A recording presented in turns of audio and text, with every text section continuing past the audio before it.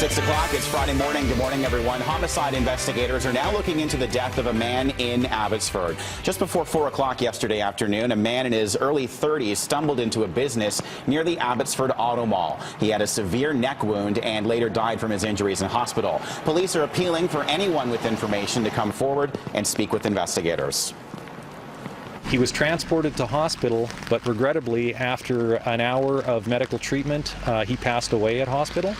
And it was at that point that Abbotsford Police Major Crime Unit detectives and patrol officers who were already evidence gathering made the call to IHIT to transition this file over to IHIT for further investigation. The victim's name has not been released, but the Vancouver Sun is reporting he was Matt Campbell, the leader of the Red Scorpion gang. Faulty and improperly installed smoke detectors are being blamed for a fatal house fire in Surrey. Investigators say 2 smoke detectors were broken at this Surrey residence in the 8800 block of 146A Street. A third was disconnected. An elderly woman was killed in the fire and 7 others were injured. Police have not yet been able to speak with those who survived the blaze. Police have released the man who was being held in connection to what may be Surrey's first homicide of the year. Just 1 hour after midnight on New Year's Day, Maureen Erigi fell from the 26th floor of a high-rise on 100th Avenue at Wally Boulevard. Police arrested a 23-year-old man whom they say was the woman's boyfriend, but he's been released without charges, and police have no one else in custody. Officers were called to the building for a possible domestic dispute and say they had visited the unit before. Police are treating this death as suspicious. We continue to investigate that IHIT as a suspicious death. No charges have been laid and no one is currently in custody. We did have someone in custody. That person's been released. We continue to investigate it to try and determine exactly what happened.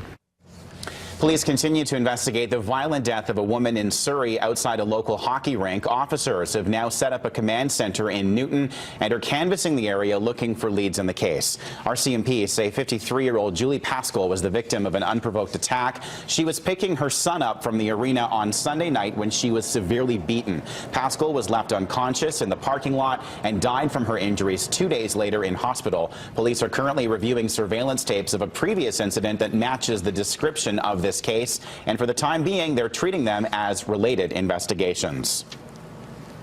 We know that there are people out there right now who are thinking, I might have something to share, but I'm not sure whether or not I should. It might be insignificant. We want those people to call us because it might be significant. A memorial continues to grow outside the Newton Recreation Centre as friends, family and complete strangers continue to pay tribute to Julie Pascal. Her death has left many people worried about their safety. It's getting too close to home now, you know, and this poor woman was just picking up her son, and it's so busy here. People are getting in and out of their cars all day and all day, all night. Like, it's so scary. An outbreak of Norwalk virus has been declared at St. Paul's Hospital in downtown Vancouver. 2 units at the hospital have been put on alert because of the outbreak, and about 7 people are affected. All units at St. Paul's will be thoroughly cleaned, and visitors are being encouraged not to enter the hospital. Norwalk virus spreads easily and can remain on surfaces for a long time. The cost of taking a BC ferry is about to get more expensive. The company has announced it will raise fares by 3.5% on most of its routes as of January the 17th. The increase is to cover the rising cost of diesel fuel. BC Ferry says for every cent fuel rises, it's on the hook for more than $1 million in additional annual expenses. The corporation's fuel costs have risen from $50 million a year in 2004 to more than $120 million in 2013. The fare increase has many passengers frustrated.